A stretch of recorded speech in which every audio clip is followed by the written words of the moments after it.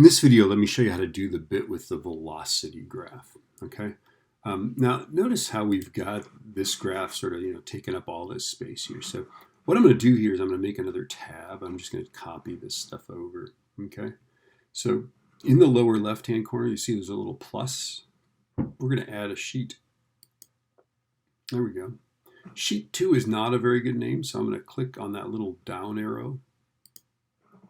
I'm going to rename it. I'm going to call this velocity. Okay. And I'd like this data on there. Now you could just stick all this stuff on your position tab, but I just think this is kind of cool. I kind of changed my life when I realized you could name tabs in sheets like that. So select all your data. I'm going to do a copy. Okay. Copy, and then I'm going to go to this thing, and I'm going to click in that cell there and go paste. Okay. Now what we want to do is we want to do a graph of velocity versus time, okay? And so the problem I've got here is that they're not next to each other. Now there is a way to select this and then this, but kids had a real hard time with that. So what I'm going to do is I'm just going to select this stuff here, and let's just kind of shuffle that. Notice that the velocities are clever, right? Like they don't mess up, you know. Okay, and then I'm going to select the velocity. This is, by the way, I'm doing click, shift click. Right, and let's just stick those next to each other. Okay, so position will just be over here, and velocity and time will be there. Okay, and I think just for fun, I'm going to move the position to the left a little bit here, just so I have a little more room for my graph. There we go. That's nice. So now it says time and velocity like that. And I'm just snugging these guys up here a little bit because this is, by the way, I'm just double clicking on that. If you double click on the little divider when you have a little dividery thing, it'll resize that column so that it's as big as the biggest thing. Okay, as small as the biggest thing. That's what I'm trying to say. Okay, so now we want to do a velocity time graph. So we're going to select just the velocity time data. So select, and do select the headers because then it'll label your axes. We won't have to do that. All right, so I'm going to select that. I've got that selected. Now go up here to insert, and we want to insert a chart. Okay, so again, insert chart. And it'll do this little like stock market ticker thing, and we don't want that, okay? We want to actually see our points on this graph because we're going to do a best fit line, okay? So what you want to do is go over here, see where it says chart type, okay? Click on that and scroll down. Scroll down, down, down. See where it says scatter graph? We want a scatter graph. Ooh, that's pretty. Isn't that cool? Doesn't that look kind of like a straight line with just maybe some little bit of jitter, some error? All right, let's make this nice and big. Here we go. Now this graph has all the problems that the other graph had, right? It doesn't have a right side to it. Oops. Would it kill them to do that? Okay. And it doesn't have any minor grid lines. Okay. So, and you can go in here and change things, right? So again, this little toolbar over here, if you don't see it, click on your graph, click on the little 3 dots, edit chart, okay? There it is, right? And we're going to customize this thing, okay? If you needed to give it titles and for the axes, they need these titles. If you didn't select the column headers and just the numbers, then it's untitled, so you need to add them, and this is where you'd add them, okay? That's a good enough title for it, right? Velocity versus time. Okay. Now, what we want to do is let's go into the horizontal axis here. And it's just doing an automatic minimum and maximum value. And that's why it got lazy. It didn't give us the right side. Like that isn't 6 there. That's just like wherever that last value fell, 5.8, you know. Who wants that? So I'm going to go 0 here. And I'm going to go 6 there. Okay. Now, sadly, it changes our major grid lines to 2, but we'll fix that later. Don't worry about that. Okay. And then while we're doing this, let's go in and on the vertical axis, let's specify that it goes up to 0.5. Okay. because you don't want it changing it on you later. It's bad. Okay, so 0 to 5. So whatever it says there, just go ahead and just tell it that. Oops, 0.5. 0.5. Oops. There we go. All right, this is awesome. Okay, now we're ready to add some grid lines to this thing. Okay, grid lines and ticks. Don't get ticked off. Okay, now on the horizontal axis, we want the major spacing type to be step. I don't know what other things, right? But we want the step to be 1. Let's make that 1. And then we go back to the land of 1, 2, 3, 4, 5, 6, and so on, right? Okay. Now for the horizontal, and you can change which axis you're talking about here. Okay. We want some minor ticks. Okay. Not minor ticks, minor grid lines. Okay. Okay. And then it adds 2 of them, that would be every third of a second. I don't want that. Okay, I want every 10th of a second. So to get 10 divisions, you have to have 9 lines in between the major divisions. Okay, the Google engineers just let us figure this out. Okay, so do 9. 9 is good. Now notice you count before you go away. It's really easy to make a graph that just is unreadable. Like I see kids that have 9 divisions, or I don't even know. So just count them. Okay, 4.1, 4.2, 4.3, 4.4, 4.5, 4.6, 4.7, 4.8, 4.9, 5. That's exactly what we want. Okay, so make sure that it does that, because it'll do whatever you want. In fact, one year when we got planners, we used to get planners, like actual paper planners. It had a ruler, and instead of there being 10 divisions in the ruler, in the centimeter ruler, there actually were 12, which I thought was funny. Like, what is that? I don't even know what that is. Okay. Now on our vertical axis here, so let's go to the vertical axis. I would like there to be, I don't know, I guess we could divide those into 10 ticks as well. Let's see what that looks like. It might be too much. Okay, so go to the vertical axis. Okay, major grid lines, great. Let's do some minor grid lines. Again, it's unhelpfully suggests 2. Okay. Let's try 9 and see what that looks like. Ooh, I think we can read that. Yeah, that's good. Okay, so again, 9 gives us 10. 4 gives us 5. Right, and by that I mean that this goes 0.21, 0.22, 0.23, 0.24, 0.25, 0.26, 0.27, 0.28, 0.29, 0.3, which is just what we expect. Okay. So there that is. This is perfect. It's got a title. It's not a great title, but there it is, right? By the way, these are just text boxes, so you can just click in there and type anything you want. It's good, right? So it's always y-axis versus x-axis, okay? It's got a title. It's got the axes labeled with units, right? And we're ready to go. So now we can copy this thing, right? The best way to do that is to go over to these 3 dots here, click on that, and copy the chart. All right. And now we're going to go into the moving plots lab, okay, and see where it says velocity time graph. So it's going to be below that page, right? You're going to put your graph in there. Okay. I'm going to do Command V. You're going to do Control V or paste.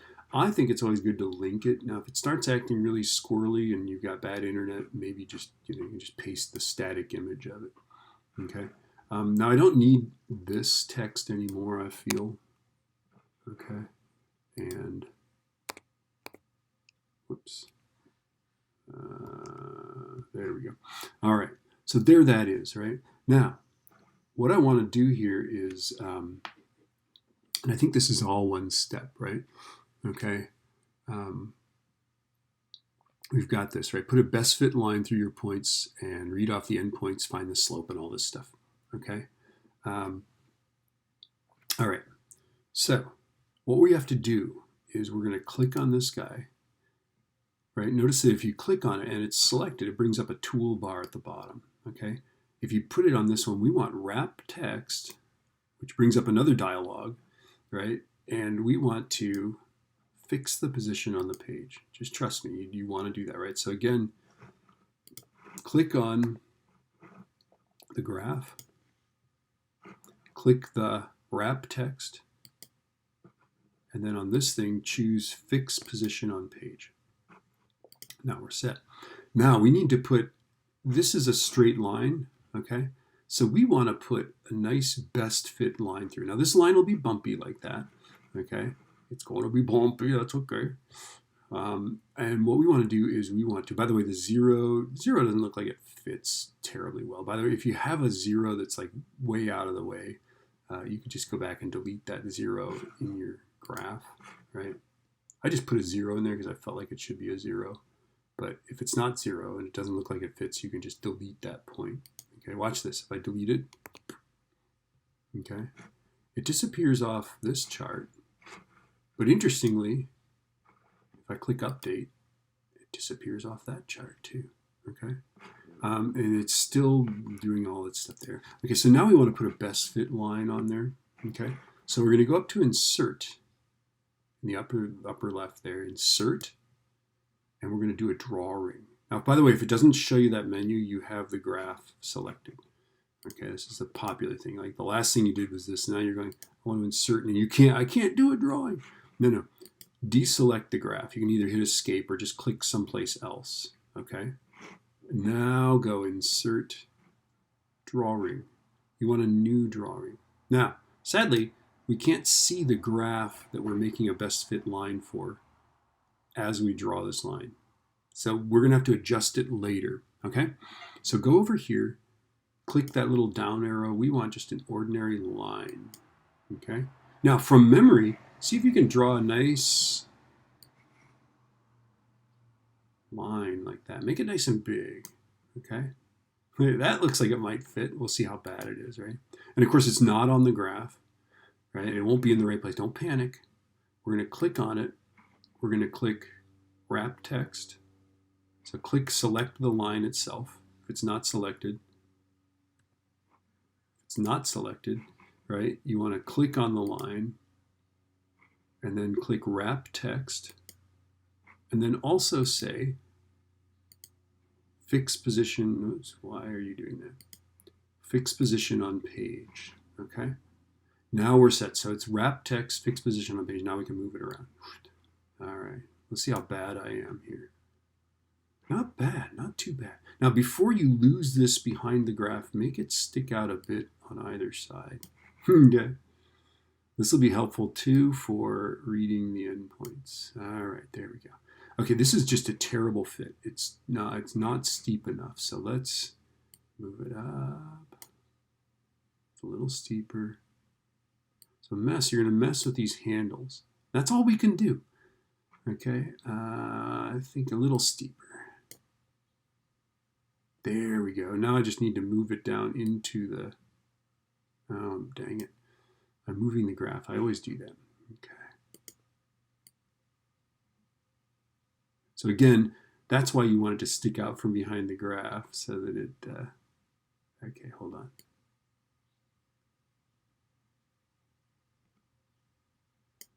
Maybe never try to grab it when it's over the graph. Okay, so is this pretty good? I think it's pretty good.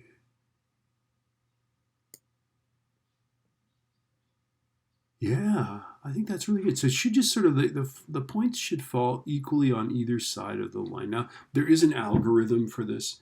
I'm just not going to use the algorithm. Okay, I'm just simply going to eyeball it. But this looks pretty good, okay?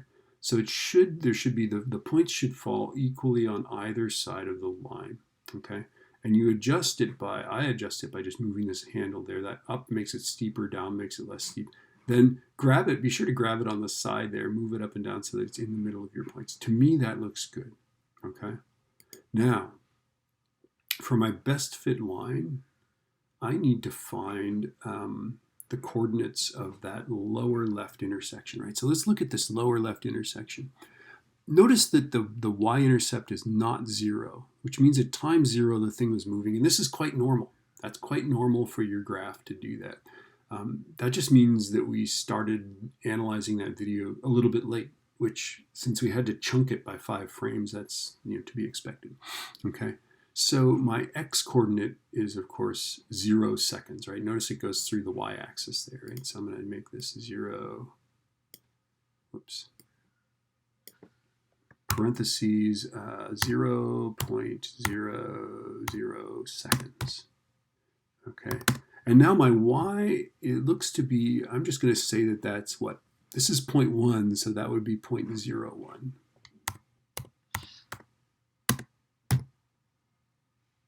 Meters per second. Okay, those are the units of it, right? So again, we're looking at this lower left corner there, okay? The x coordinate is 0 because it goes right through the y-axis where x is 0, right? Okay, and then the y coordinate is, notice this is meters per second, and that's why I'm labeling this meters per second. Notice it's one of the ticks above, so it's, this is 0.1, so that's 0.01, okay? Now let's look at the upper right intersection with the plot frame here. Okay, this is easy. The x is easy, right? It's 6. Okay, so let's see. Parentheses. 6.00 seconds, and how high up is that? Oh, look at that. That's awesome.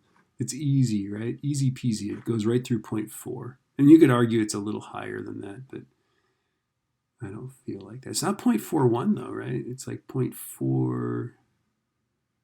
Or I'm just going to go 0.4. 0.4 is good enough. 0.40 meters per second. There we go. Okay. So again, read this thing. The x is how far over. So look at where it is here. The y is how far up. I'm getting 0.4. Okay. Now we're ready to find the slope. So go in here and let's edit this.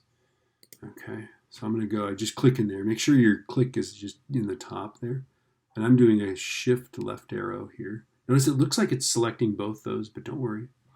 Okay, so my y is 0.4. So do y2 minus y1. Come on. There we go. All right. Okay. This guy is 0.01. Okay. There it is. Okay. So it's y2. It's this guy minus this guy, right? This is point form for the slope of a line. Okay. And then I'm going to go x minus x. Okay. So it's going to be 6 minus 0. 6.00 minus 0.00. Okay, now I have to type that into my calculator. When you do that, be sure to use your parentheses, okay? So left parenthesis, 0.4 minus 0.01, right parenthesis, divided by left parenthesis, 6 minus 0. I know you could just divide by 6, right? But not everybody's going to have like a 0 there, okay? All right, if I do this, if I hit enter, it should calculate this. And I'm getting 0.065.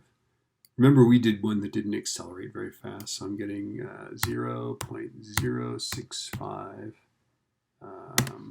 And then that's meters per second per second. And the reason it's meters per second is that the numerator has the units of meters per second. And this is seconds, and meters per second divided by seconds is, well, it's meters per second divided by seconds, okay? There it is, right? So again, when we say the intersection with the plot frame, we're talking about this point here and that point there. Read those coordinates off, okay? Now answer these two questions. Is it the shape you predicted, right? And you predicted it up here, right? You have a couple pictures here. Here's a picture of my velocity graph, right? Okay, what shape did you predict? Did you draw a straight line? Did you draw a curvy line? Okay, talk about it. Is it the same shape, right? And then is your line more curved or is it more straight? So look at this thing. Do you think that's a curved line or is it a straight line with a little bit of experimental data error? Okay, I'll let you discern that. Wow, that's pretty good. That's pretty good. All right. I think that's it. Is that everything in that step? Make a nice velocity time. Put a best fit line through your points. Read the endpoints. Calculate the slope of the line. Show, yeah, we did it, baby. We did 12 and we did 13. We should be happy. All right, here we go.